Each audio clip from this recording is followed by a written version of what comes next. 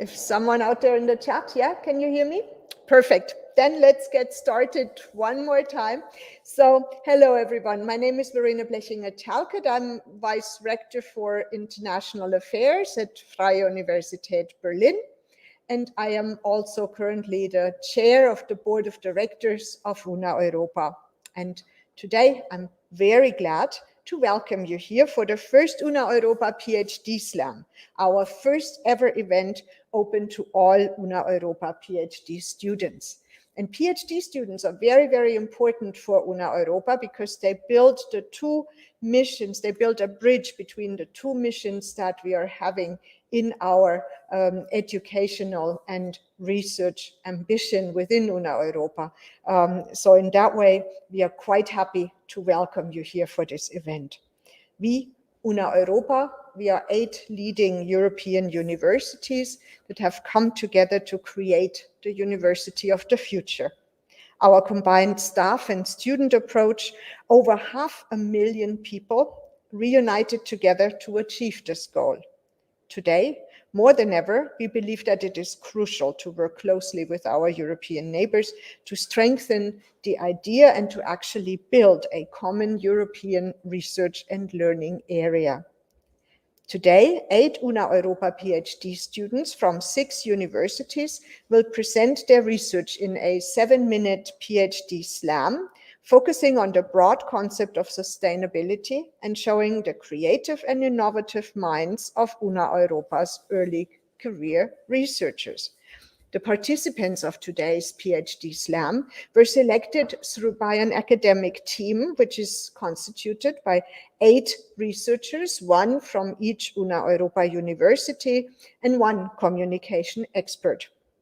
You, the public, will have the possibility to vote for the 3 winners who will then win a monetized prize.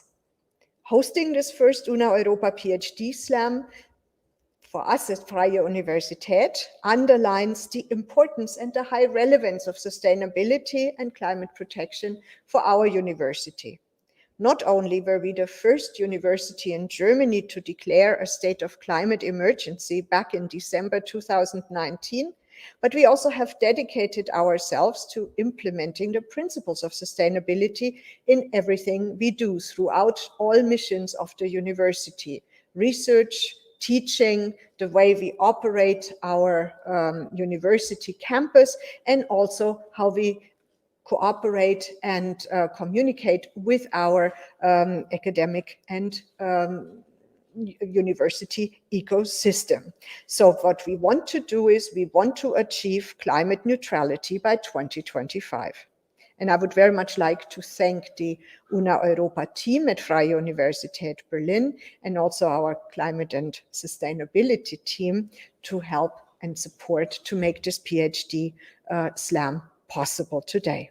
I will now pass the floor to Andrei Lampe, who will be our moderator for the next 2 hours.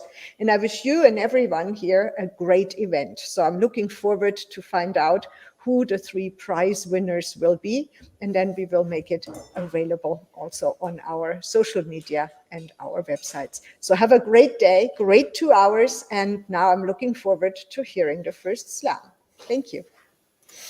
Thank you very much for the nice introduction, Mrs. Belchinger-Talcott. Hi, I'm Andrei Lampe, and I will be hosting the PhD Slam of the Una Europa alliances. And our rule set is quite simple. The PhD Slam follows the format of a science slam, but since we are in online format and we have 8 participants, we shortened down the time to 7 minutes, and that's why we call it also a PhD Slam. And the rules of such an event are quite simple. Everybody has 7 minutes. They will present their own work they are working on, and you, the audience, can vote after each talk with on a scale from 1 to 10 points, where 1 point is this talk should never have seen the light of day, and 10 is, well, this is great. I want to hear this talk and see this talk over and over and over again until the sun goes dark. I don't know, something like that, to give you a feel of scale. There is something, I think you find it on the Una Europa site and also at the university site. You have to be logged in to take part in the voting. When you're looking, when you're watching at YouTube or at Twitch, you cannot really vote. But when there is the opportunity to vote, on YouTube at least, the link, I think it will be here, vote now, will be clickable, and you will be led to the site where you can register, and you have enough time to cast your vote then. So you don't have to search frenetically for a different link. Stay with us here on YouTube, and then the voting light comes on. Then you can register, and I will see to it that there is enough time for that. And before we start with the first Slam talk, I want to open your ears a little bit. And I hope you're all ready in chat and are ready for a little brain teaser, so to speak of. So the next thing is to do a little bit of math inside of your own head. And at the end of this little task, write in chat, and I'm really looking forward to the result, what is coming out of it. But don't do it in between. You ruining it, maybe. No, not ruining it, but you're taking the joke out of it. So think of a number between 1 and 10. So yeah, 1, 2, 3, 4, 5, 6, 7, 8, 9, 10. Think of 1, and then multiply this number by 9. Quite easy, I hope. I give you a little bit of hint. 9, 18, 27, 36, 45. Okay, I stop now. Sorry. Multiply it by 9, and then take the checksum. So the checksum is you add up the single digits of the number you got. When you have, for example, 26 as a number, as a result, then you add 2 and 6, and the result will be 8. So the number you have after multiplying by 9, take the checksum of that. And then this result, subtract 5 of that. I think this is quite an easy task. The result you now have, think of the alphabet and take numbers corresponding to letters. So A is 1, B is 2, C is 3, D is 4, E is 5, F is 6, and so on. The letter you corresponding to the result you have at the end. Think of a country which shares a border with Germany and a fruit starting with that letter. Again, think of that letter you come up with your result. Think of a country which shares a border with Germany and of a fruit starting with that particular letter. And now I think you have your result. Write it in chat. And I hope I will see a lot of Denmarks and dates. Denmarks and dates. Well, dragon fruit is also okay, but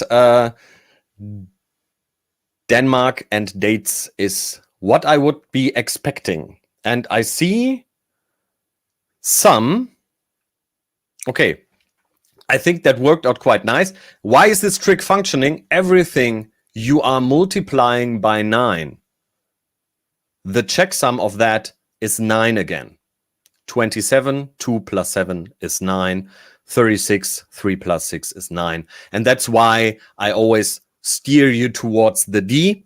And then you will come up with Denmark and dates and dragon fruit. And I hope you learned something and had a little bit of fun with this brain teaser. And now it is my the big pleasure to start the PhD Slam with the first participant. And she is from the Alma Mater Studiorum Università di Bologna, Sarah Butowski. I'm sorry. I'm really sorry. I'm not good with names. Sarah Butowski. Her topic is Circular Economy in Low and Middle Income Countries, a case study from Peru. And I will take your time. Please come online, start sharing your screen. And when we see your screen, your 7 minutes will start.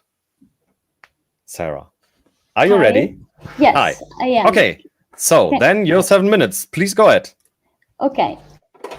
Hi everyone, I'm Sara Bottavucci, yes, and today I would like to present to you my research topic titled Circular Economy in Low and Middle Income Countries, a case study from Peru. So, the agenda for today, I will first introduce to you some key concepts, which are circular economy, waste management, and waste mismanagement. Then I will dive deeper into the case study, and last I will get to the final conclusion. So let's start with circular economy. Circular economy is a new model of production and consumption, and according to the Ellen MacArthur Foundation, it is based on three principles, which are eliminate waste and pollution, circulate materials and products, and regenerate nature. Secondly, another key concept I would like to introduce to you today is waste management system. Here we have a simplified diagram of how things should work. And so we have the municipality, and so the generation of some waste. And that waste will be likely sorted, collected, and then transported to different district facilities. The facilities will be chosen according to the end-of-life solutions applied. And when we talk about end-of-life solutions, we might consider, for instance, the landfill option, the waste-to-energy plant option, or in the best cases, recycling facilities option. But if from one hand we are talking about waste management, on the other hand, we should introduce the concept of waste mismanagement. This is a serious issue, and besides the environmental contamination, it also has important economic and social consequences. Within this framework, a peculiar attention should be paid to developing countries that are the ones who primarily suffer from unsustainable waste management. This because of a series of reasons. For instance, the amount of waste generated, the absence of prepared and cutting-edge infrastructures, also the weak economic legislation, and unfortunately, social inequalities.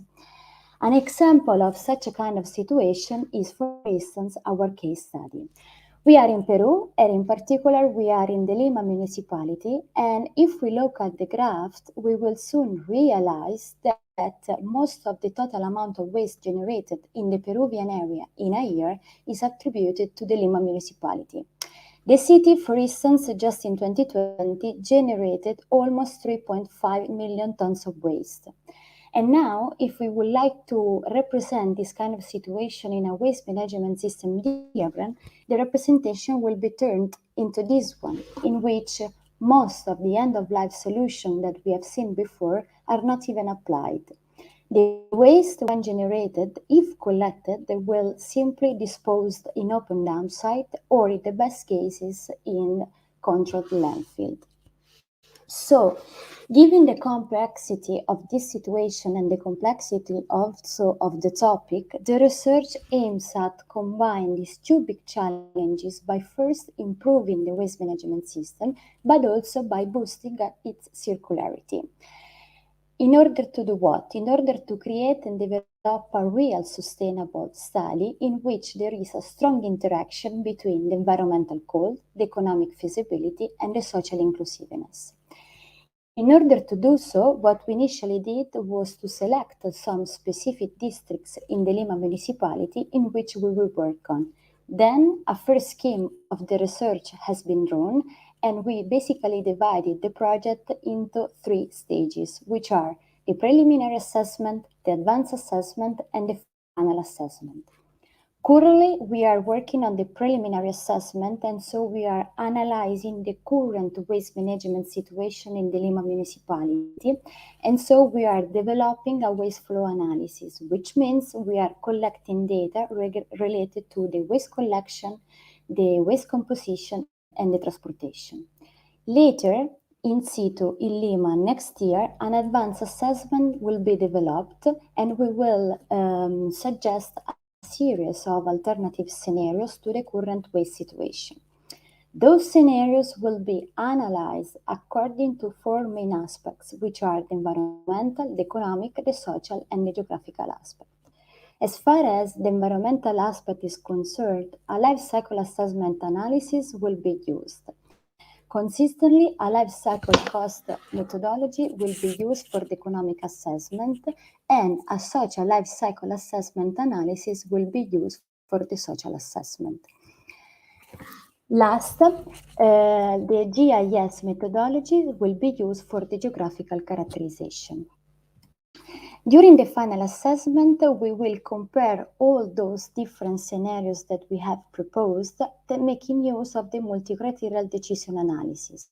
And in the very last stages of the research, some circular economy activities will be proposed, especially to engage and involve citizens and so people, which is particularly important.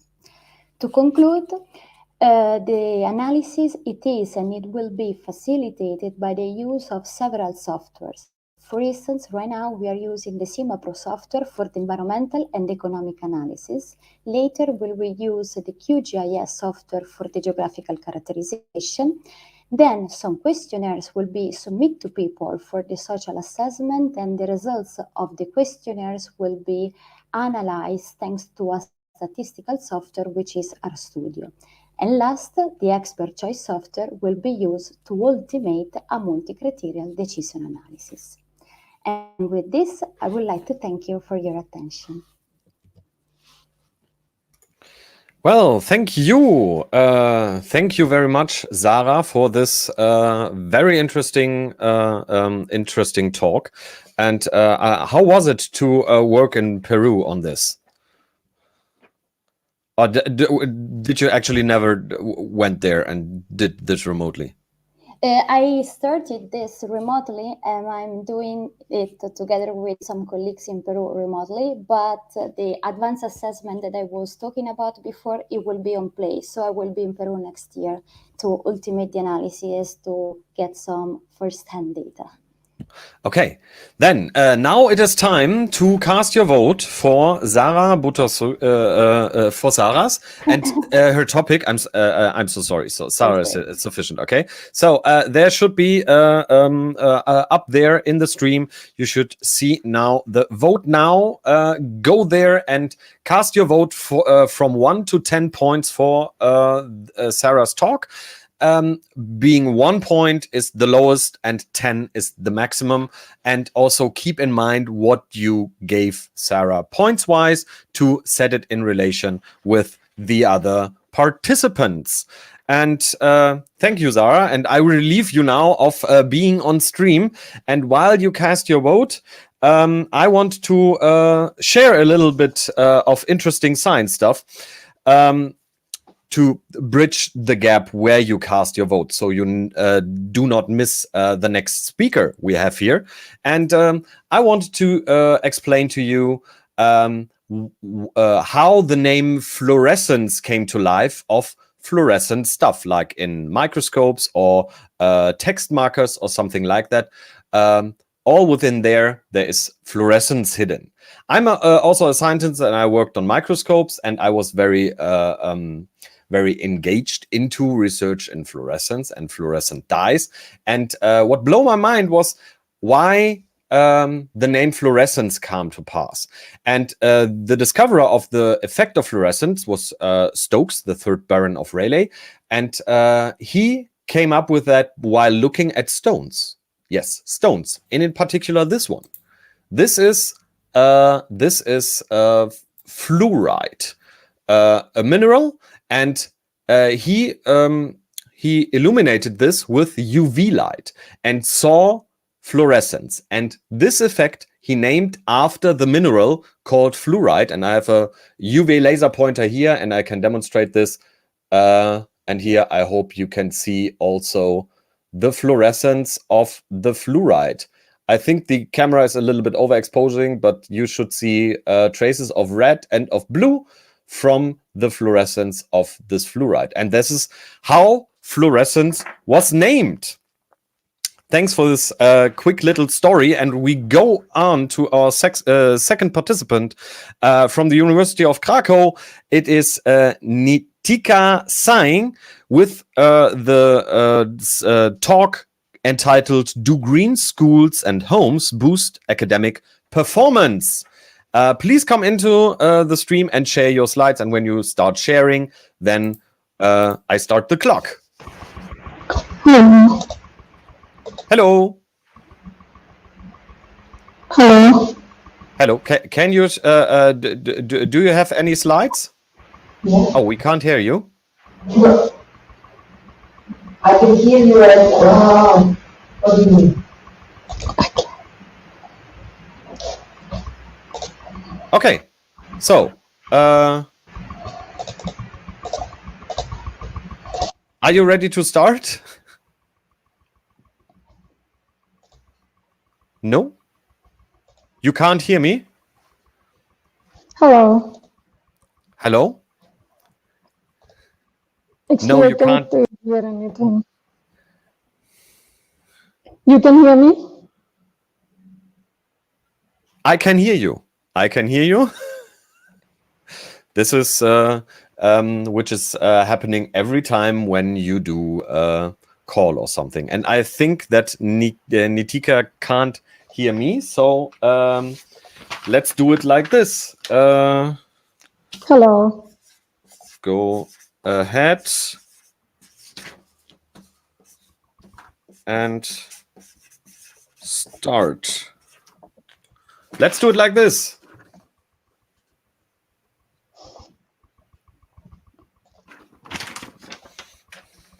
Hi, good afternoon. I am a PhD researcher. My name is Nitika Singh. I am a PhD researcher in Institute of Psychology, Jagiellonian University. I am here to present my research work titled "Do Green Schools and Homes Boost Academic Performance?" Let's look what do I mean when I say green home and school. This slide shows green space. When there is home around green space, it is called green home, and if it is a school, it is called green school. This is not the first study of this kind, however, first in Poland. The association of interest was explored only in 5 countries that are Germany, Australia, New Zealand, Canada, and USA. And most of the studies are conducted in USA. I found 15 studies, out of which 12 found the positive association between green space and academic performance. If I talk about the objective of the study, it is to find whether green space exposure around home and schools can boost academic performance in Polish school children. Data for the research is coming from a study called NeuroSmoke. We randomly selected cases and controls across 18 big and small towns of southern Poland. Cases are the children with attention deficit hyperactivity disorder, ADHD. It is a mental health condition that can cause unusual level of hyperactivity and impulsive behaviors. And controls are the children without ADHD. Currently, 369 of the planned 800 10 to 13 years old children enrolled in the study. In order to measure academic performance, we collected objective and perceived Polish and maths grades. Objective grades were reported by parents, while perceived reported by children themselves. This slide shows the grass and tree cover. We used grass and tree cover around school and home to measure the exposure to green space. And this data is derived from Polish Landsat database. I looked whether greener home or school can increase odds of high academic performance. If I talk about the descriptive of the studies, the analytic sample consists 266 children. Nearly 76 enrolled children are controls and rest are ADHD cases. Proportion of male was nearly 25% higher than female. All grades were categorized into two categories, high and the rest, depending on subject and whether the performance was perceived or objective. 29 to 38% have high academic performance. I found no association between academic performance and school or residential green space. Therefore, we conclude residing near green space doesn't boost academic performance. Thank you for being here today. Welcome for your questions.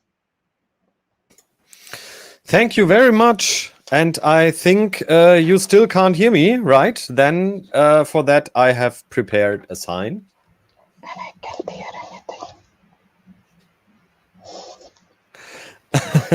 Okay, we trying to make the best out of this. Yet. Yeah, I'm sorry. So just close it down. I need another sign for that. Yes, thank you very much. That's where the actions of the people in the technical office. So that was the talk from Nitika Sai, and vote now should be here on top. So please cast your votes for the talk of Nitika and her topic: Do green schools and home boost academic performance? And since you're casting.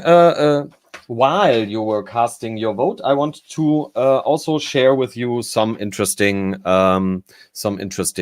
stories about sciences.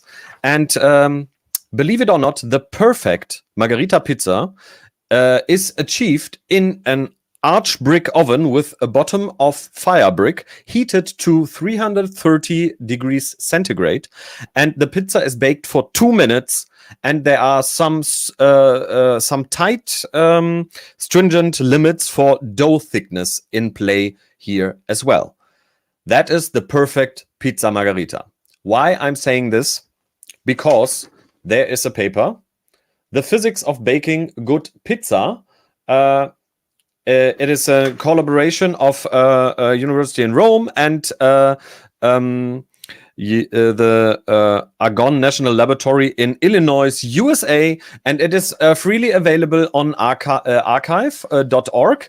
It is a preprint, so to speak. I don't know if the author's planning to release it as a peer-reviewed paper, but there's interesting stuff in here, how temperature is progressing through raw dough, how the oven shape is important for that, all the physics behind the temperature stuff, and some material sciences of dough netting and stuff like that as well. The paper is about 10 pages long, and it is really a good read. The Physics of Baking Good Pizza.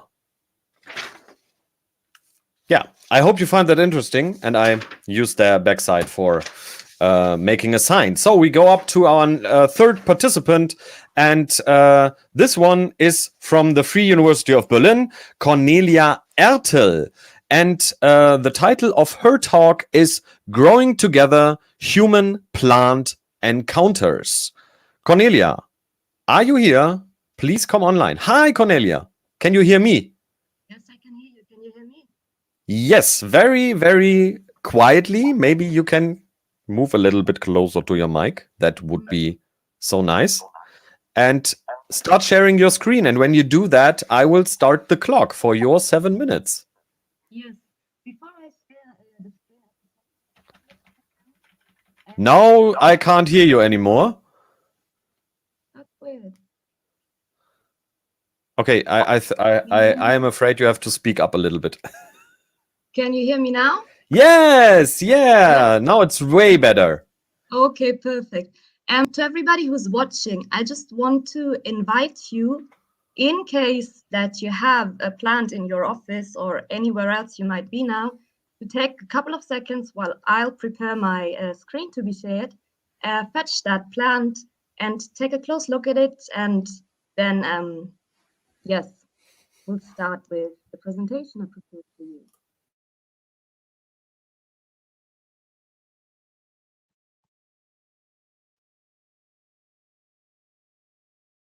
So I think we might be all settled, and here we go. Our lives are intimately tied to plants. In fact, they are the prerequisite for our existence. Nonetheless, often enough we don't seem to see or respect them as active participants in our lives. Devastated landscapes attest to this, as do rotting vegetables in our fridges and ornamental plants slowly dying on our windowsills. I seek to find ways how to understand and learn to build sustainable, respectful ways of connecting and living together with plants. I spent 1 year doing ethnographic field research at the Botanical Garden in Berlin, accompanying and learning from the gardeners who attune all their senses to the vegetate expression. The sensitivities and complexities in their work are central for knowing plants. Gardeners have school sensoria and an ever-expanding archive of experience with plant vitality and growth that do let them understand plants. Their expertise empathizes the thorough interdependence of human and plant life and shows that knowledge of other than human beings is grounded on mundane, respectful everyday encounters.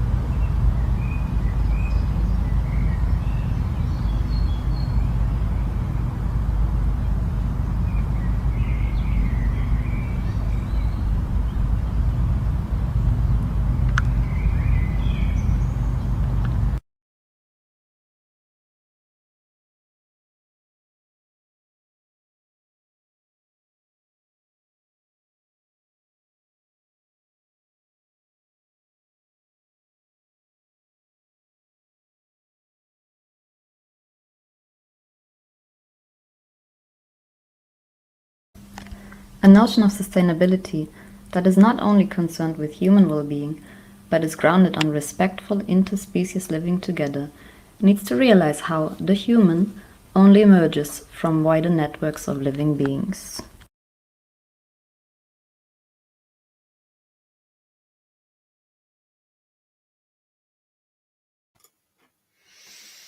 Yeah. Thank you very much, Cornelia, for the video talk format. Well, in this online form, we can do that. I fetched my office plant because I've got a brown thumb. Not really talented with plants, but this one is still living for 2 years, and it's uses as a fan as well. Were all those photos from the botanical garden here in Berlin? Yes, I took all of them while I did my research during the last year. Okay, so now it is up to you, dear viewers. In that direction here, up here, there should be the vote now thing where you can click on and cast a vote for the talk of Cornelia Ertel from Free University of Berlin. So Cornelia, thanks for being here and doing all the work in advance and presenting it to us now. So please go over there and vote now. Keep in mind what you have voted for on the other participant and try to align that with the vote you are giving Cornelia. Oh, and here's our next participant already. So can you please hide again because we are not there yet? Thank you.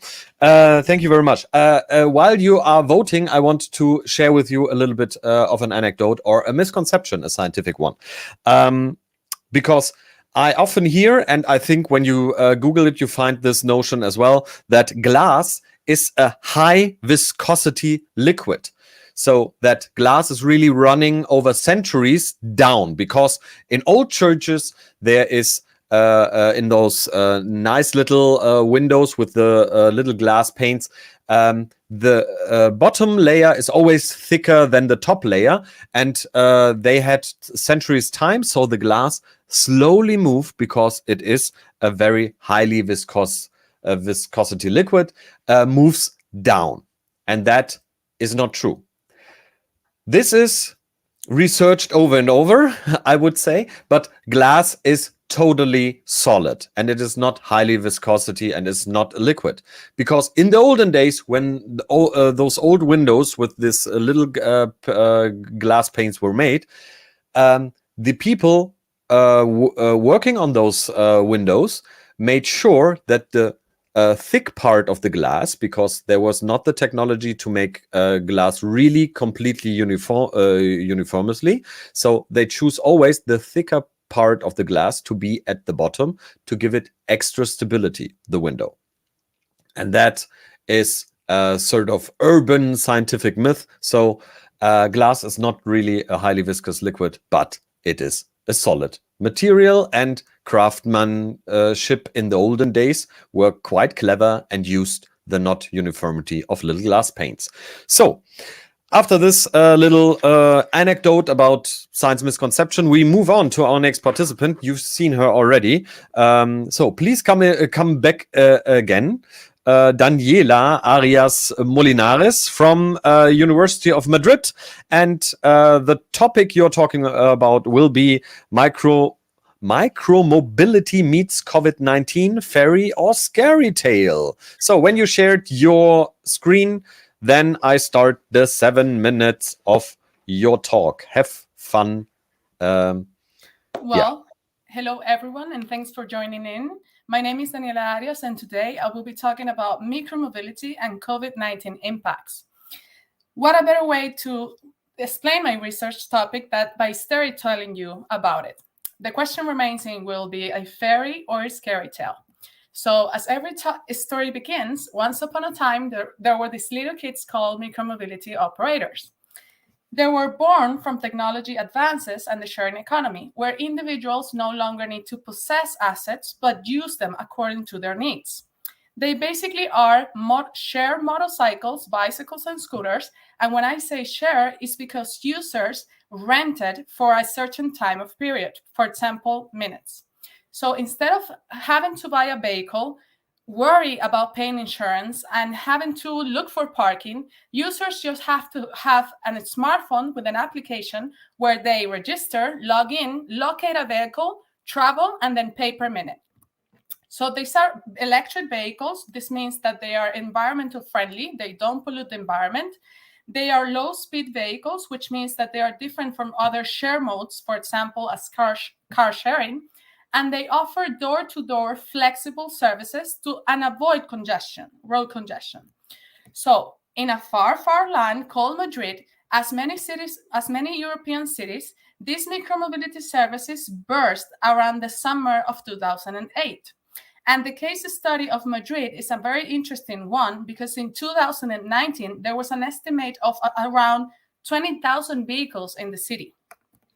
So their mother, which is the princess of her story and will represent the city, wanted to offer some guidelines and regulations to her kids.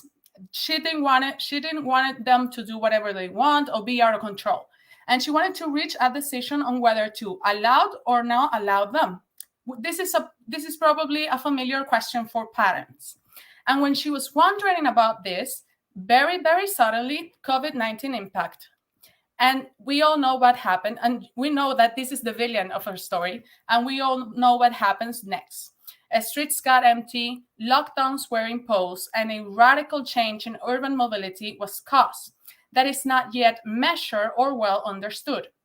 So if you remember well, the mother or the city had doubts about micromobility operators already before the pandemic. With the COVID pandemic, these uncertainties grew. And the real question now was, how can she allow or restrict something that she doesn't quite understand yet?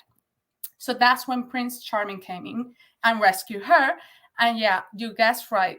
The Prince Charming is the research of my topic research, which is to gather. What we do is basically gather data that is publicly available online that the city offers publicly. And we look through this data, we analyze this and processes to try to answer some of these questions. Where are these vehicles deployed at, for example? Or where are they picked or left at? Which land uses or activity are more attractive for micromobility users? Which month, weekday, hour is the preferred one to use a micromobility services? How are these users look like?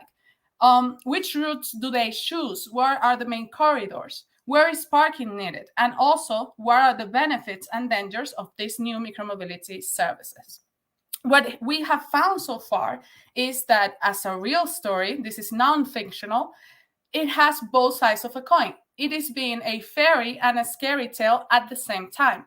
Some of the positive aspects, for example, is the increased bicycle usage. We have seen, and this has been seen in many European cities, but in Madrid, we have demonstrated that there are increased bicycle sales. And even, did you know that Bicimad which is the bike sharing system here in Madrid, was the only service that grew during the pandemic? All the others had a downfall with pandemic. In Bicimad, they grew over 5% of their subscribers, and they surpassed the trip records on July 2020. Now, the other micromobility services like scooters and motorcycles had a downfall of 60%, but this is relatively low compared to the 80% of the downfall in public transport. So what the pandemic has demonstrated is that these micromobility services are not only necessary, but vital to move people around, maintaining social distance and not polluting the environment. Another trend that was introduced and consolidated by the pandemic is the teleworking. With people being able to work from home, they reduce their weekly trips. And this is also related to other economic sectors with digitalizations. And now we buy, like, for example, online shopping has been well developed in Madrid, and we buy groceries or clothes from our home. And these are all trips that we're not making. We are doing it from home. In the other side of the coin, the negative aspects, we can highlight that the car dependence is increased with people feeling safer in their cars. So we are taking a step forward using more micromobility services, but we're taking a step back using more cars.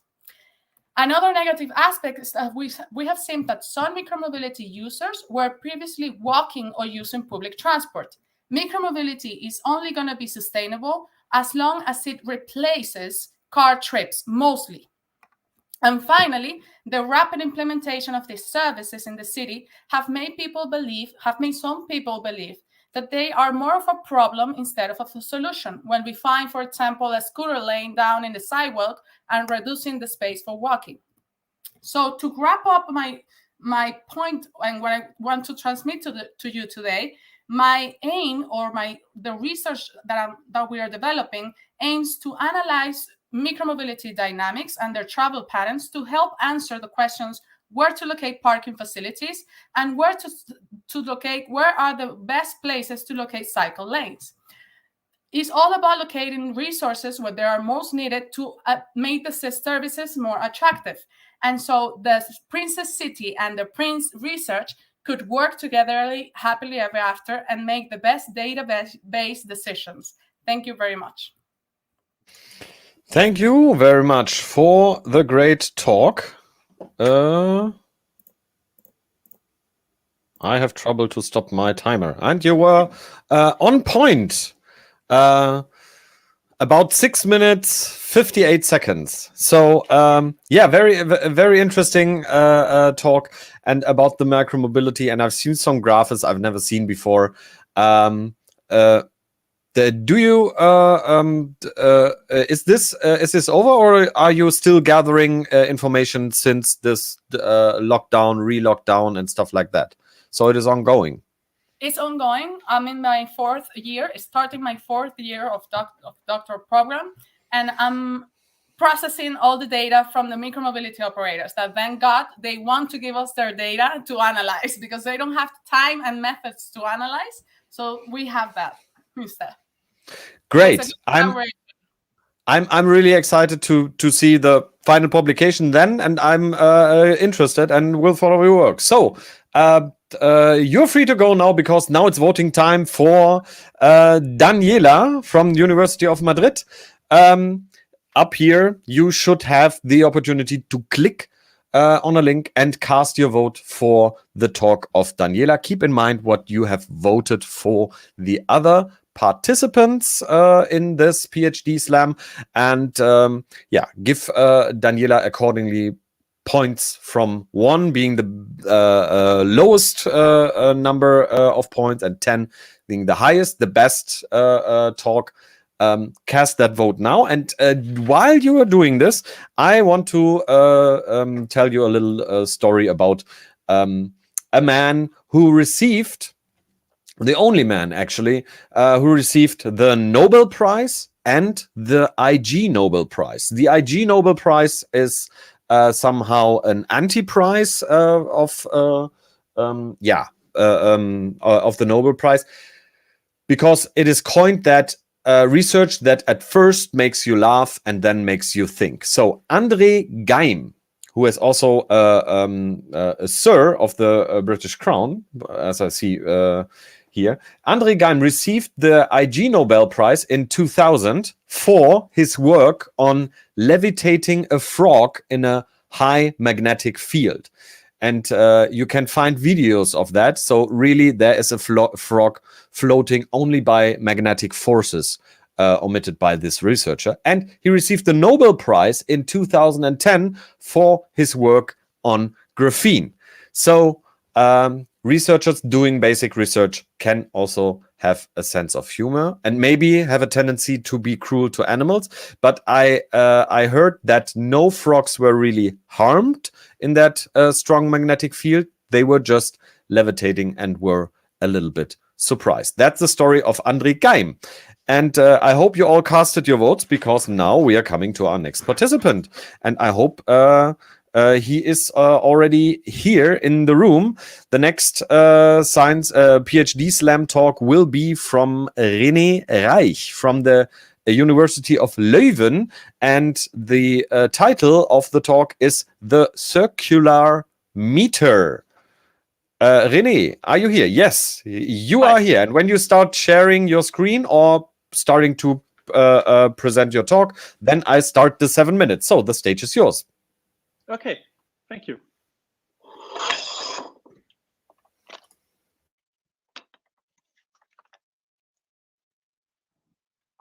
You think I will have my lunch now, but actually this is part of my work. Humanity is facing with resource scarcity and with climate change, one of the biggest challenges in our history.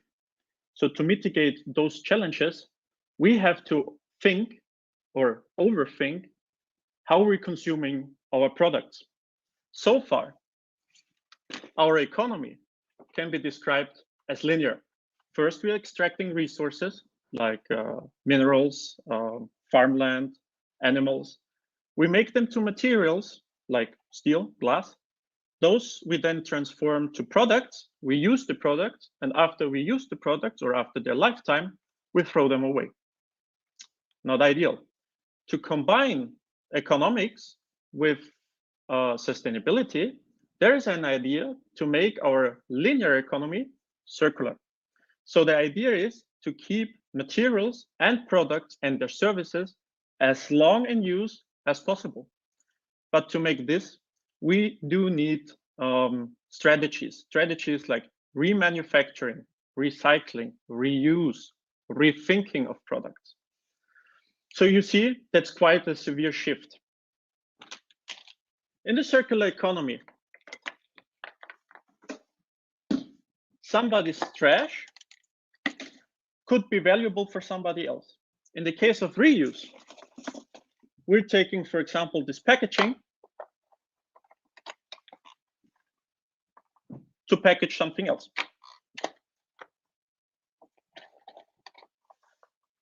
Or in the case of remanufacturing or recycling, we're making of the very same product and material something else, like a handbag. My girlfriend will definitely love this one. So you see, to make this happen, we need information, we need data. We need to know which materials are not used anymore. What was the function of the products to reuse the products for other purposes? Furthermore, if you would ask your mayor, how is the economy doing? He might answer, oh, we decreased our unemployment rate by 1% last year, and 3 startups were founded in our commercial park. Great. So your mayor made his economy with figures measurable. But if you ask him, how circular is your economy? He will just look at you quite questionable. Thank you, Quimby. So you see, we need information on one hand to make strategies in the circular possible, and on the other hand, to make it measurable for investors, consumers, companies, and policymakers. Perfect. So if we have to make our circular economy measurable, then let's all take out our Circularmeter. I have one with me. And we measure the product. Easy as that, or? The problem is there is no Circularmeter. And exactly that's my research. How can we make the circular economy measurable for everyone? So why is it so hard? Why can we not just make up numbers? Now think about the products you have at home. Our table of elements knows 118 elements. We make out of that 10,000 materials and millions of products laying in your homes dispersed around the world in different households. Some products are actually showing which materials is inside, like this box here. But this information, for example, is printed on paper and not digitalized.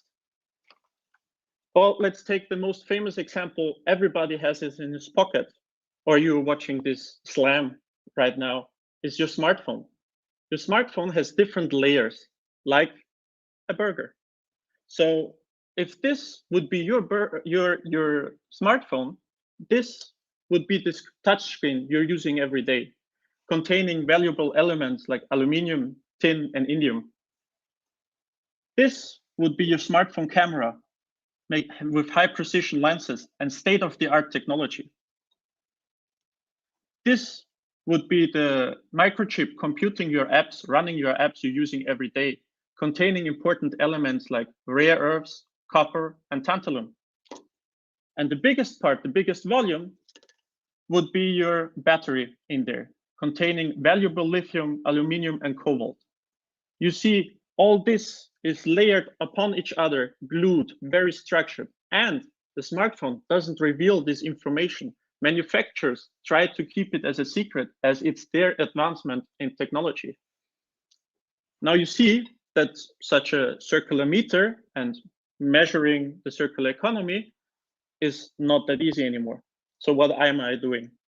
I'm trying to find mostly artificial intelligence algorithms to reveal such information, like from a smartphone, like from a car sharing company, like from the next scooter you're buying, from the computer you're watching this slam, to make it measurable for our policymakers.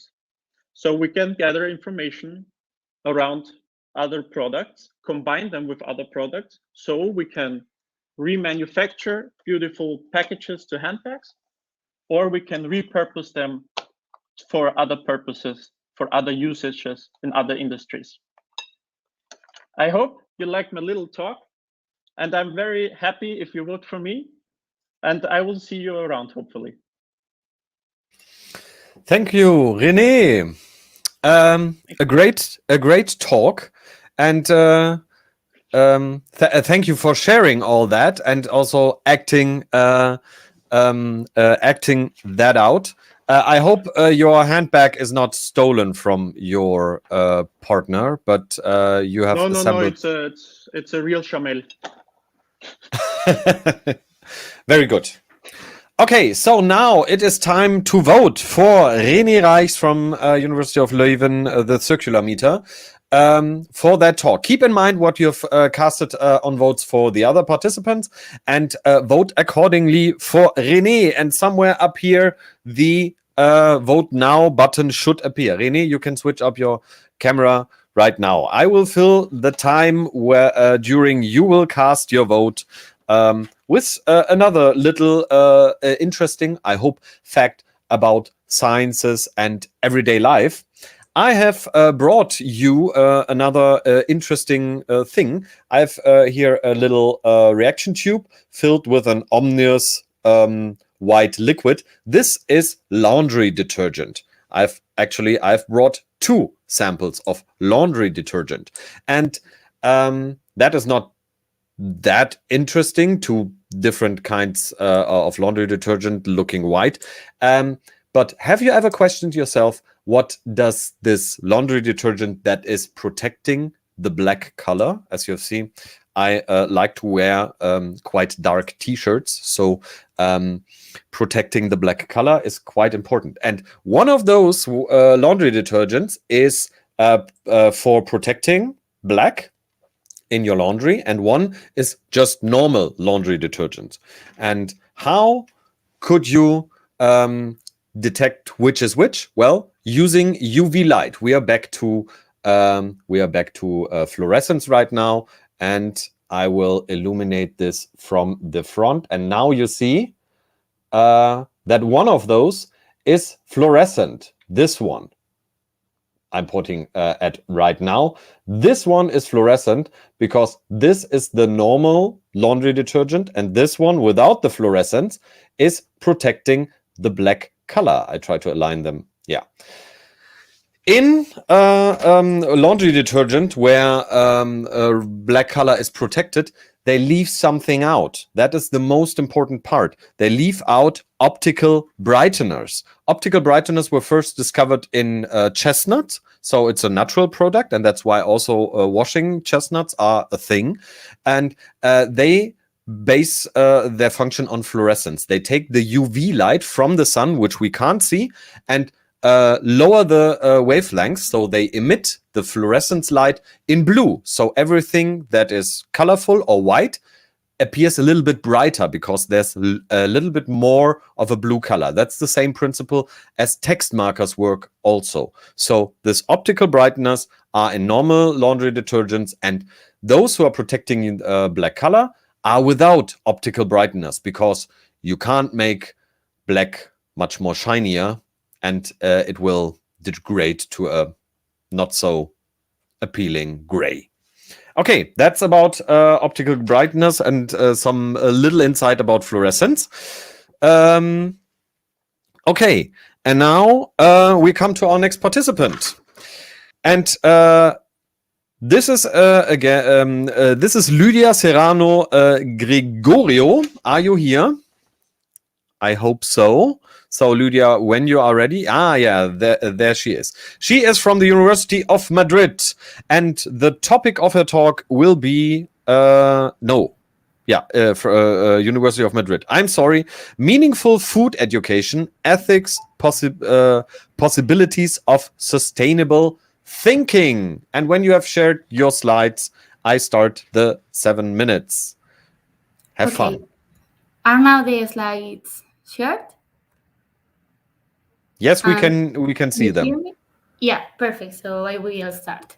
Well, I'm going to present this research about meaningful eating and sustainable thinking as the result of being a dietitian. I have studied human nutrition, and now I am doing my PhD about philosophy of education. So this presentation will try to answer and reflect about 3 questions. The first one will be, when can we say that we are sustainable around food? The second one, why is sustainable thinking needed around food? And the third one, how can we improve our eating meaningfully? But first, I would like to start reflecting about this sentence that we have here. This is from Nelson Mandela. Education is the most powerful weapon which you can use to change the world. Here I have my first fact to reflect, because Nelson Mandela talked about change, but every change is good. Here is with where ethics plays the key, because I would prefer to say that education is the most powerful weapon which you can use to improve the world. Every educational action has to be ethical, has to mean progress and an improvement. In this sense, an ethical analysis helps us to identify our beliefs, ideas, or values and try to think about them. Why do I think that being vegetarian is better? Why do I think whole bread is more beneficial? Who taught me about values around food? We usually say that something is good for us if it improves our health. However, why is there a disruption between our thinking and our actions? Here is represented the unsustainable thinking around food. Meaningful food education tries to consider human aspects for understanding the points of unsustainability between thoughts and acts. That's the only way to approach health beyond biological health, because a healthy relationship with the environment and other humans in a sustainability way is essential for physical health. In this sense, it's usually said that sustainability has to puzzle social, economic, and environmental issues. That means that it has to be ecological, fair, and cost-effective. The second question that I wanted to talk about is why food education is useful for developing sustainable thinking. We have to be concerned that the food is a link between people and the environment, and it is full of choices. I think that the slides are passing. Sorry.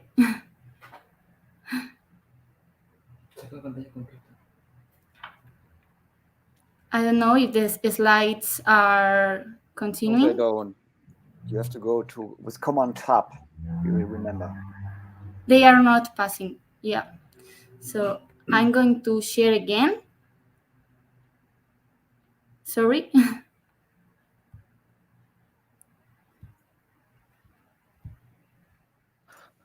I'm so sorry. I had some technical problems. Can you hear me? Yeah, I hear you. Now I am sharing again. Okay. And now I am in the second question, why food education for sustainable thinking? So try to Continue present. from, Did not work? yeah. Now in my computer, the slides are passing, but I think that in the studio it isn't. Okay. Well, I will continue with the dialogue. Yeah. Yeah. I was talking about the second question, why food education is useful for developing sustainable thinking. We have to be concerned that food is a link between people and the environment, and it is full of choices, I was saying. So we have to decide what kind of production we want to promote, with what we consume, what we eat, and what is our food identity. That's why eating is a moral and a political act, because we shouldn't forget that we can improve the world through beautifully eating every day. We are going to talk now quickly about some examples that can make light about how is this connected with sustainability. So, for example, avoiding environmental damage is an intergenerational obligation because it is unfair for our descendants. Here is needed to think about the profit of short-term productivity versus long-term productivity. Finally, the prevention of deprivation and non-depletion of nature is also needed in our thoughts and reasons for acting. Concerning consumption, food decisions and activist movements around consumption, like eating less meat, for example, are ways of influencing the market. In this sense, sharing economy or eco-design of the market reduces pressure on the environment, promoting local and manufacturing products, and reducing plastics. Regarding human practices, it is interesting thinking about the food education campaigns where is viewed paternalism or promotion of autonomy and social responsibility. For example, labeling laws that tell you what is correct for you to eat. Regarding economical affairs, we could promote eating fast food or fit food. What is the balance between them? Finally, we can practice the viewing of nature to look for the sense and the value of taking care of it. In the end, concerning human values, it is interesting to think, for example, if we have gender ideology around food. Do women eat the same as men? When we have to decide what product is better, are we guided by the origin of the product or by the price? What is more valuable? Does a balance exist? In the end, thinking about a sustainable food identity means appreciating all the features that we have seen in this presentation. So that's all. Thank you very much. I'm sorry, because I think the slides wasn't presented. Okay. Yeah. So they did not really moved on, but so I could follow your voice quite okay. There was some technical difficulties on your side. I think the people tried to fix it, but such things happen. Thanks for presenting, and I got some interesting new ideas from the talk. So thanks for sharing all that. And now it is time again for the voting of the talk from Lydia Serrano Gregorio. It will appear up here. Yeah, thank you. It will appear up here that you click on that and cast a vote for Lydia. And I got some messages from the back office saying that there was it was not possible to cast votes for René. Just the talk after this. We first vote now for Lydia, and we make sure that there is an opportunity to still cast a vote for René. After every talk is done, I think. Yeah, I'm looking at the internal chat. I think that is what we have decided right now. So now cast your vote for Lydia Serrano Gregorio about the meaningful food education, ethical possibility for sustainable thinking. And while you do that, I have another interesting story or another scientific misconception, or not scientific misconception. It would not be a misconception scientifically when it's a misconception. Anyway, goldfish have a 3 to 7 seconds memory. That is not correct. There were several experiments done in a laboratory where it was shown that goldfish are capable of learning and remembering stuff like where predators are, where food can be found for up to 3 months. And they could also be trained to push a lever about at the same time of every day to receive food. So they had also a feeling of time throughout days, throughout weeks, throughout months. So, but what the researchers found, that the attention span of goldfish is quite small. Maybe that is the origin of the misconception, but we cannot be sure until there was further testing, as a thorough scientist would do. But goldfish don't have a very short memory. They can remember stuff up to 3 months. Okay. Having that out of the way, we move on to our next participant, and I hope, yeah, you are here, Fardeen Albudarana Dodo. I hope okay. You acknowledge. I'm not trying to do that again. Fardeen is from the University of Bologna, and the title of his talk will be People, Choices and Institutions Solving the Puzzles of Entrepreneurship in Sub-Saharan Africa. And when you start sharing your slides, I will start the 7 minutes for you. Have fun. Right. Good afternoon. Can you see the screen? No, we see.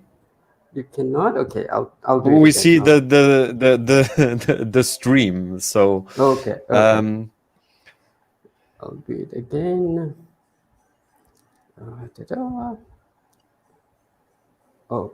Okay. This is it. Perhaps is it there? Yes, it is there. So I start your 7 minutes. Have fun. Okay. Good afternoon, everybody. My name is Fardeen, and I'm from the University of Bologna. Today, I'll talk to you about entrepreneurship, physical sciences, and hopefully you'll see the connection with everything that's happening around the Science Week and all that.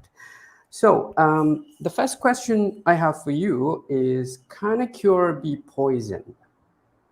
We know that typically when we take medicine, we should be healed, and our condition shouldn't be getting any worse. So can a cure be poison? If we don't know the answer, or if we can't tell, then we are no better than the medieval doctors and their leeches. It doesn't matter whether the patient survives or dies. We have no idea. Today, I have reason to convince you, I hope, of how this analogy can help us understand what's going on with entrepreneurship in sub-Saharan Africa.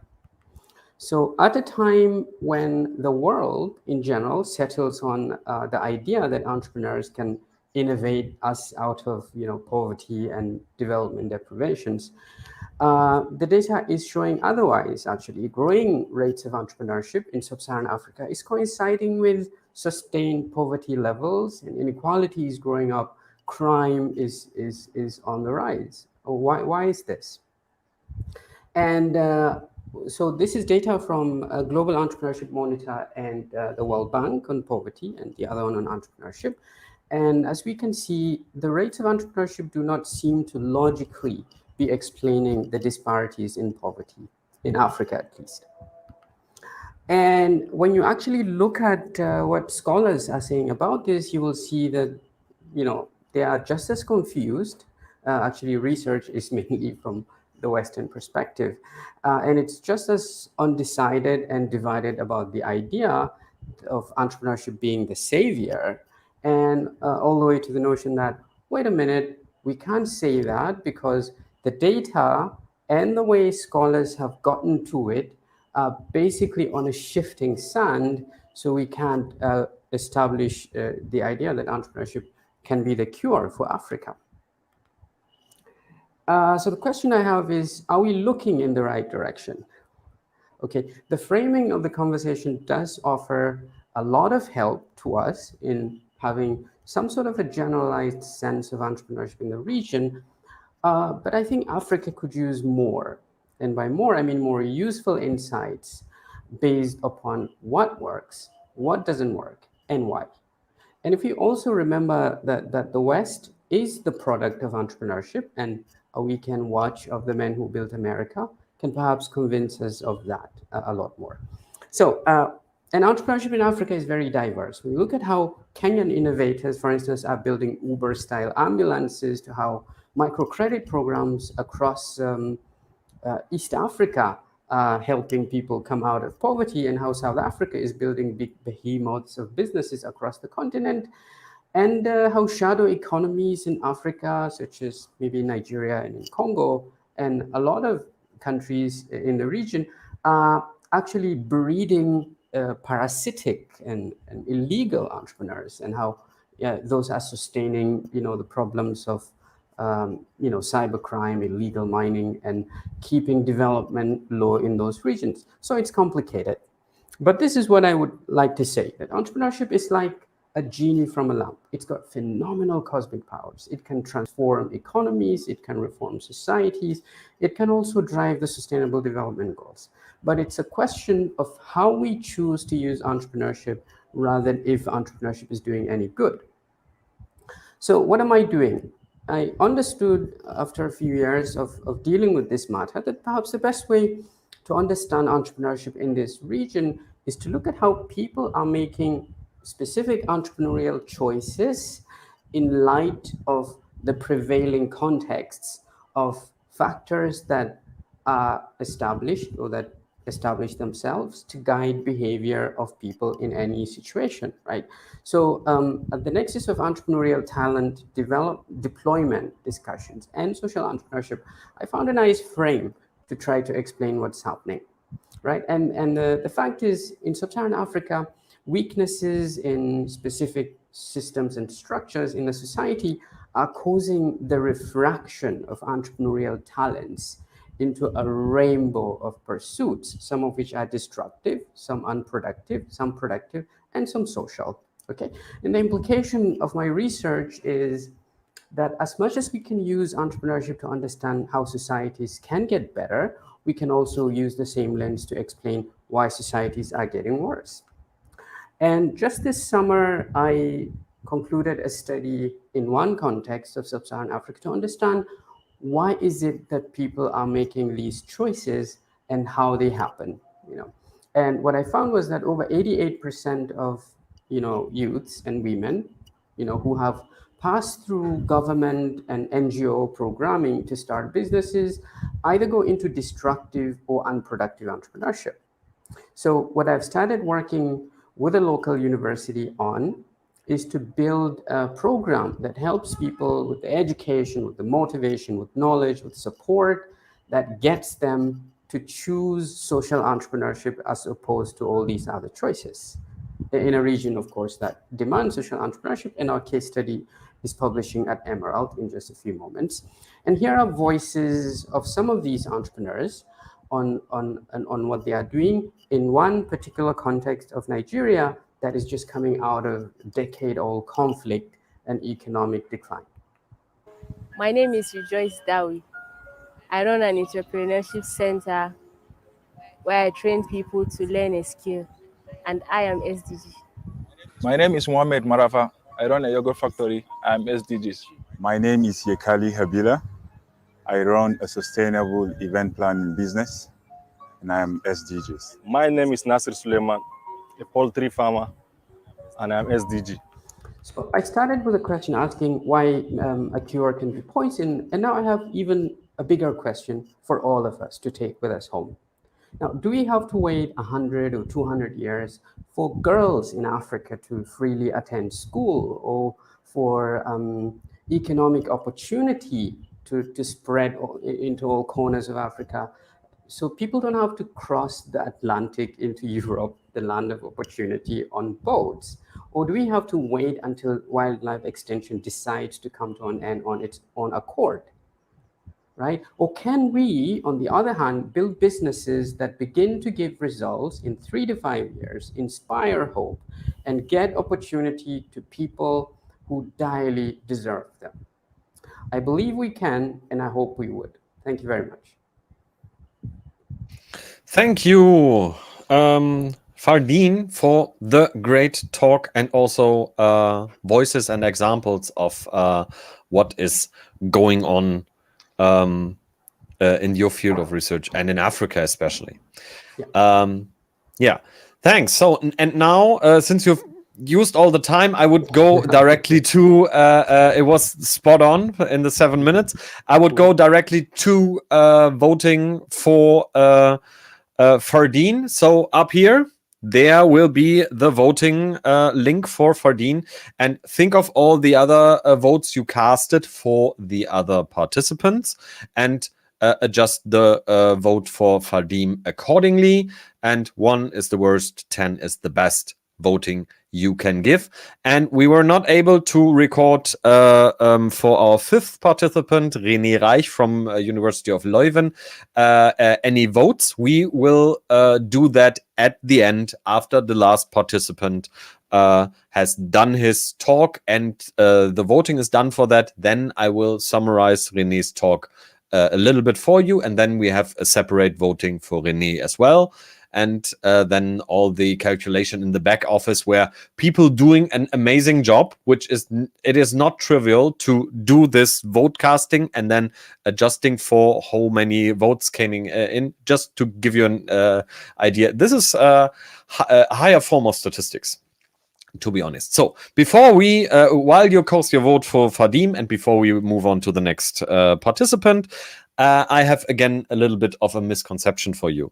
So there was talk, there is talk, and I hear now and then again, time and time over, that you can see the Great Wall of China from the moon. You can see the Great Wall of China from space, from the International Space Station. And no, you can't. The Great Wall of China is over 13,171 miles long, but it is not very wide, a couple of meters. And since it is quite long, that would be a good dimension to see from space, but it's a very thin line, and visibility on the surface of the Earth is all about color. And the wall does not have such a different color from the surrounding areas. So as an astronaut from the ISS tried to search for the wall and using also a camera lens, he finally found it and could take pictures of it, but still had to introduce little arrows to point out this is really the Great Wall so that you can see it. It was not that obvious even on a zoomed in photograph. So no, you can't see the Great Wall of China from space, and it is all about contrast and the color scheme of the surrounding and the wall. Maybe when they painted a bright red, could be visible, but that is not the case. Okay. Moving on to our last but not least participant of the Una Europa PhD Slam. And the last participant, Carolina Buendia Sarmiento. I hope I pronounced that right. Are you here? Ah, yeah, you are here. Hello and welcome. She is from the University of Helsinki, and she will present the talk entitled The Private Turn in Women's Empowerment. And when you start sharing your slides, I will start the clock. Have fun. Thank you. So can you see my screen now? Yes, we see the presentation. Thank you. You can start. Okay. Good afternoon. I am glad to be part of this amazing event. It is safe to say that women's empowerment and gender equality, it is necessary and important. However, what do we mean by empowering women, and how do we work towards it? That is something entirely different. Gender equality, it is one of the key elements of the development agenda. I'm sorry. I'm trying. Yes. I'm having trouble with my audio. We can hear you very good. Can you hear me now? And yes, we could hear you all of the time. It's what quite good. Okay, I'm going to try again. Yes. I don't. So can you see now my screen? No, we could see it before. Now we cannot see it. Please try to use the share button.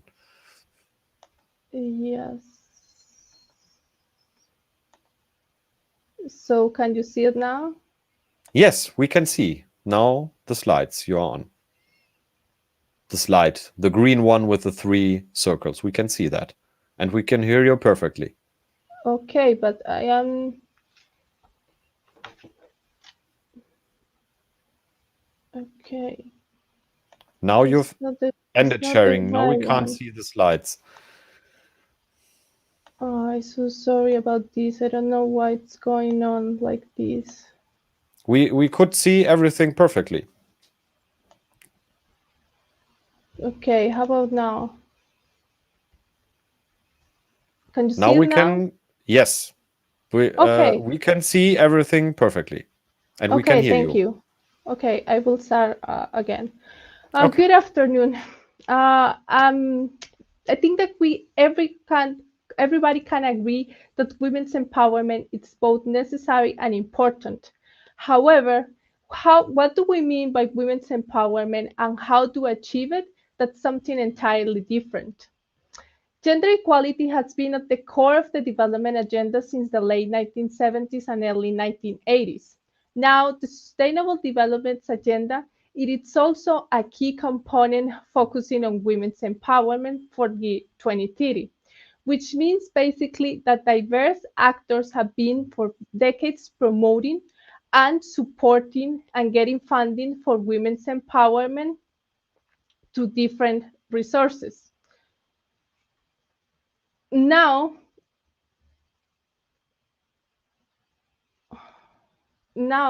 which means basically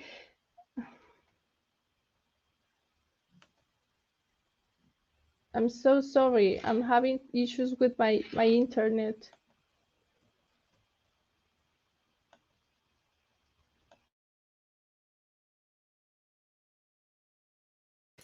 Okay, try to. There were no problems from our side. We could see and hear you. Are you still there? I think she is frozen. Okay. From the technical side, I am getting the information that the connection was lost. I hope, because this is an interesting and very important topic, that Carolina Buendia Sarmiento will rejoin us and we can continue the presentation. Okay, there's something happening and I'm zooming back again in the middle. Okay. So while we wait on Carolina and trying this again, to bridge the time, I would propose, and I'm looking at the director's chat. Are you ready that we could post the voting for René? Okay, so now in this corner of the screen, there should be a vote now. This is the voting for René from the University of Leuven with the title The Circularmeter. He talked about circular ways of waste management and stuff like that, how this can be measured. There is sadly not a single device which you can stick into something and measure how the circularity of a system is working. And he presented us with that, sitting at a desk, opening up a box where a burger was in, and then also taking the burger apart and having this as a prop for simulating our smartphones and listing all the valuable elements in that, and how we could prevent downcycling and stuff like that, and how that can be solved.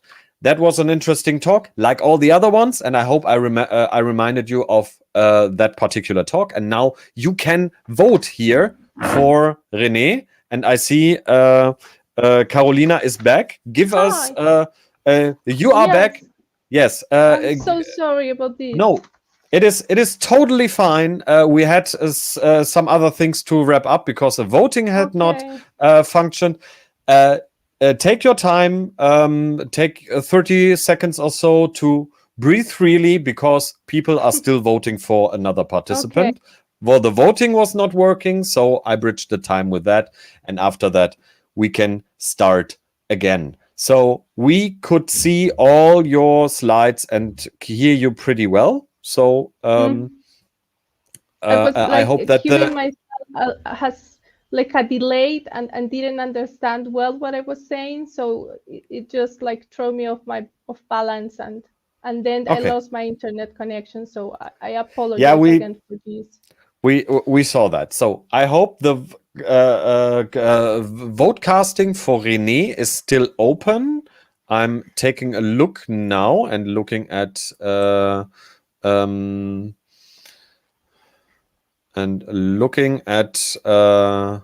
confirmation now if the voting is done. Yeah. So please, okay. Voting for René is done. I hope you all clicked and casted your vote for René. And now, I hope that the internet is now stable, and welcome back to the stage. Carolina Buendia Sarmiento from University of Helsinki, the private turn in women's empowerment. Please share your screen and good to go. Okay, I will share my screen now.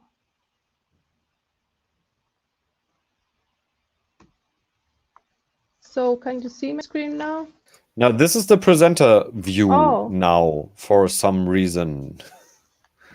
How about? This is still the presenter view.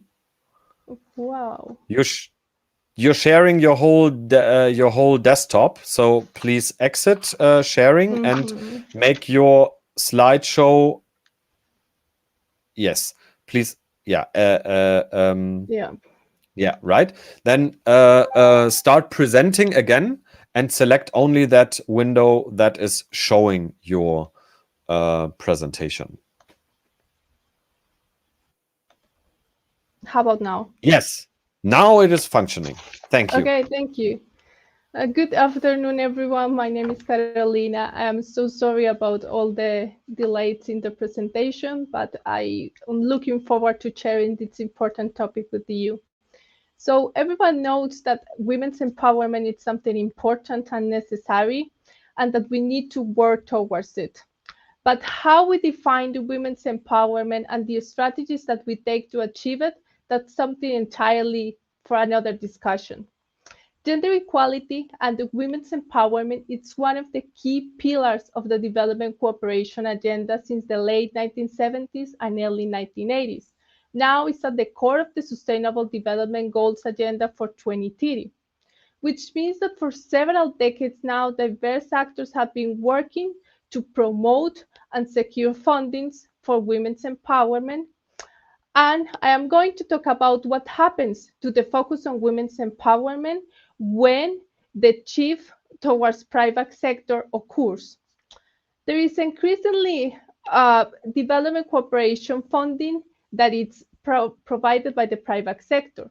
Official development aid used to be the gold standard of foreign aid, in which donor countries provided funding with the objective to promote economic development and welfare in developing countries. Now, large multilateral organizations such as the United Nations are claiming that promoting a sustainable development agenda requires partnerships between governments, private sector, and the civil society. Moreover, they claim that it's important to promote gender equality and women's empowerment because it helps economic growth and, in consequence, development. This has led to most of the projects and funding focusing on women's empowerment, targeting microcredit and enterprise development initiatives. Along with this, during the last decades, there has been increasing calls for active private sector engagement in sustainable development and gender equality through partnerships. The current development agenda claims that these partnerships can mobilize and share knowledge, expertise, technology, and financial resources to support the achievement of sustainable development goals in developing countries, which basically means that the private sector needs to put more money into the development bucket, and that also more money from public funds should be channelized to the private sector as implementers in development projects. You may think this trend is something new, but in fact, in Finland and other European countries, development aid has been increasingly pursuing partnerships with the private sector for the last decade or so. For example, in 2015, Finnish development aid funding channelized to private sector was $5 million US. By 2019, it increased to $90 million US. What does this entail for women's empowerment and gender equality? I asked the same question in my PhD.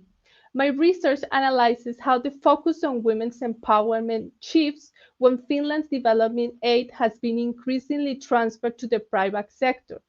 Specifically, I am looking to understand how different aid donors collaborating in these partnerships, such as NGOs, private sector, and civil society and state officials, understand women's empowerment and the strategy to achieve it, how these donors interact and cooperate with each other to create a common understanding of women's empowerment that guides their actions, and how the selected definition impacts the empowerment of women. To answer these questions, I will conduct a case study on a Finnish and Kenyan partnership. Why focusing on Kenya? Because Kenya has been Finland's main partner country for decades through long-standing development cooperation, and the empowerment of women remains a priority for these two countries. For example, Finland is planning to support the rights of Kenyan women and girls with 16 million euros during the next 4 years. My research is focusing on the partnership between Mifuko, a Finnish company importing handicraft from rural women of Kenya, Fin Partnership, a business program financed by the Finnish Ministry for Foreign Affairs, which supports business activities in developing countries, and FinChurch Aid, which is the largest Finnish NGO in development cooperation. I am using a qualitative methodology design that will conduct documentary analysis of policy, program, and project documents, along with 60 interviews with development professionals from the aid agencies and women that have been participating in the income-generating activities. So my research aims to contribute to better understanding the different interpretations that each of these donors have related with women's empowerment, how they conceive what women's empowerment means and why it is needed. You may ask, why is this important? It is important because aid actors in these partnerships have different ideas, motives, and control over resources, which means the interpretation of women's empowerment and the actions they take to achieve it are shaped by diverse institutional contexts. Crucial questions about which gender needs and interests are being prioritized for which women and who define those are often avoided in the planning process of development projects. Understanding this is key to ensure that development cooperation initiatives for women's empowerment can move beyond women's inclusion in the labor market to promote and provide opportunities to women for actually exercising agency in their communities. Identifying the main ideas shaping the strategies to promote women's empowerment will support finding specific ways in which these projects can be improved to challenge structural gender inequalities in the Global South. It is time our societies and donors are more mindful about which type of women's empowerment are we promoting and why. Thank you. Thank you very much for the talk. And the technical problems are unavoidable when 8 big universities from all around Europe are working together. Such things happen. Thanks for presenting the talk of such an important topic, Carolina. And now it is time for you to cast your vote for Carolina Buendia Sarmiento from the University of Helsinki for her talk about the private turn in women's empowerment. Up here, this side, there is the vote now button, and please go there and keep in mind what you gave the other participants point-wise, and adjust what you want to give Carolina point-wise accordingly, and vote. And I see that we have enough votes for René. So the little interjection played out in our favor. So everything is working nicely, and I see smiling faces in the back office. And now those people, while you cast your votes for Carolina, are assembling the main scoreboard and deciding who gets first, second, and third place, because on the first, second, and third place, there are the money prizes, and everybody will get some sort of little trophy, or at least a docket where it's written that they participated here right now. And while everybody is assembling this voting, I have some more, I hope, interesting and funny stuff from the science world for you. Me as a scientist myself, I wrote several papers, and I always struggled with, okay, how to write the abstract. So you only have 200 words or something to give a quick summary of everything you are telling in this scientific article. And me and my boss, and I think for every scientist this is the same, but some people found a very, very nice way to circumvent that. And I've some articles here I want to show you and address that. Now I have to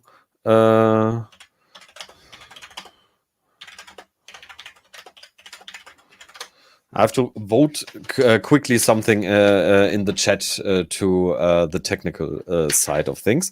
So I have a paper here that is called "Can Apparent Superluminal Neutrino Speeds Can Be Explained as a Quantum Weak Measurement?"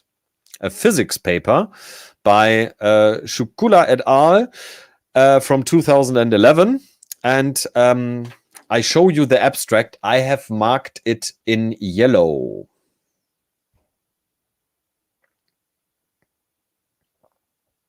Probably not.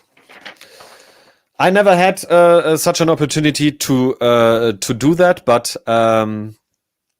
tip of my hat for doing this as an abstract. It fits the bill. The paper is also not that long, but I found this quite entertaining. But this is by far not the shortest abstract there is out there. From the Bulletin of the Seismological Society of America from 1974, volume 46, number 5, is the sequence of earthquakes in Southern California with aftershocks removed Personian by L. Knopov and J. K. Gardner. And the abstract is, I marked it here in yellow. Yes. Even shorter as probably not. Heads up to that as well. And I've got more. So another paper. This is from 1992 by Hadukovic and Satz from the CERN, from CERN. And the paper is entitled, Does the One-Dimension Ising Model Show Intermittency? This is about particle physics. And I have again marked the abstract. Well, one letter less than the yes. It is a no. I like those very much. And I think there are many, many more examples out there for very, very short abstracts or even comedic ones. I've not printed out several papers where the title is also quite hilarious.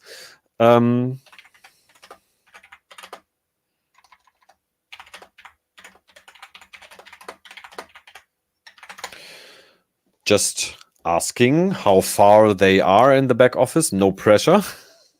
But keeping them on their toes is, does not hurt, I think. But I see also statistics coming in. It looks good. It looks good. Okay, Berlin is coming. But I want to share also, there is the notion of scientific papers that you have in journals reply to letter to the editor or something. And this is a quite nice example. The title is longer than the actual text. Enough already, and take note of the keywords here. Enough and already. And there's also a paper I would recommend to everybody here, The Unsuccessful Self-Treatment of a Case of Writer's Block by Dennis Upper. You can find this. It's also from 1974. And there are just some footnotes. I really like this. The Unsuccessful Self-Treatment of a Case of Writer's Block, Dennis Upper.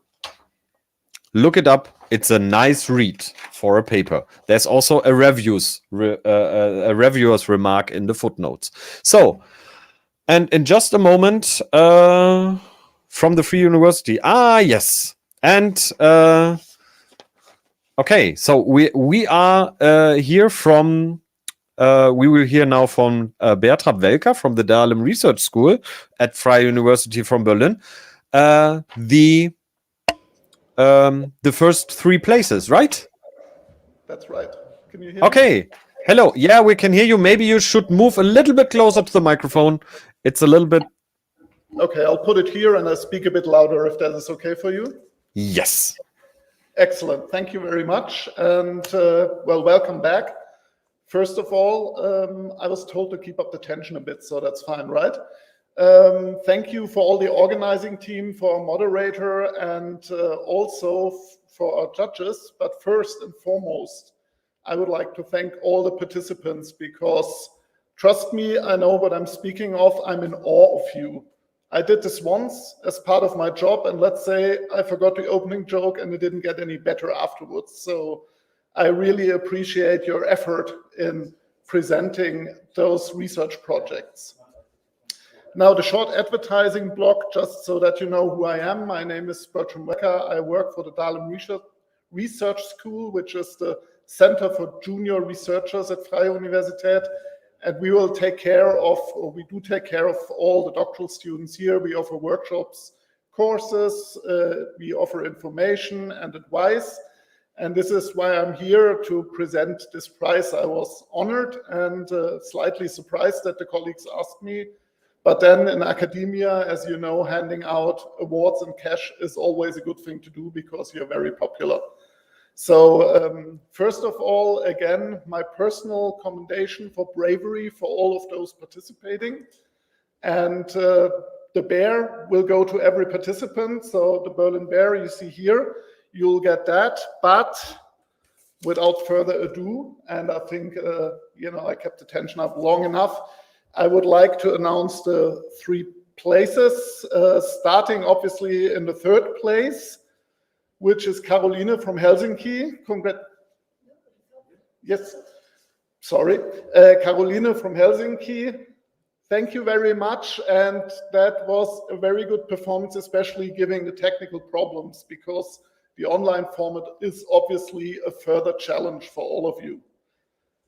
In the second place, Daniela, thank you very much for a very interesting talk. And I think that's a topic we will, see for quite a long time. And so congratulations for the second place in this Una PhD Slam.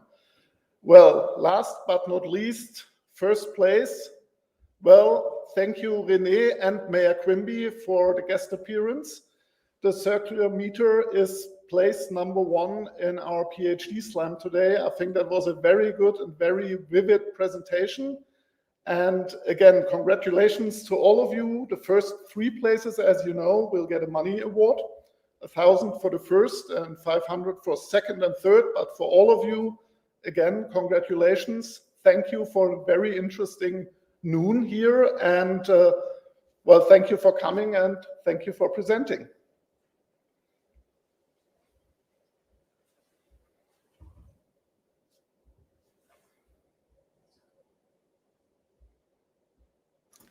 Well, thank you for the kind words, and from my side also, congratulations to all of the winners, to all of the participants. It takes courage to do this on such a stage, even when it's only a virtual one.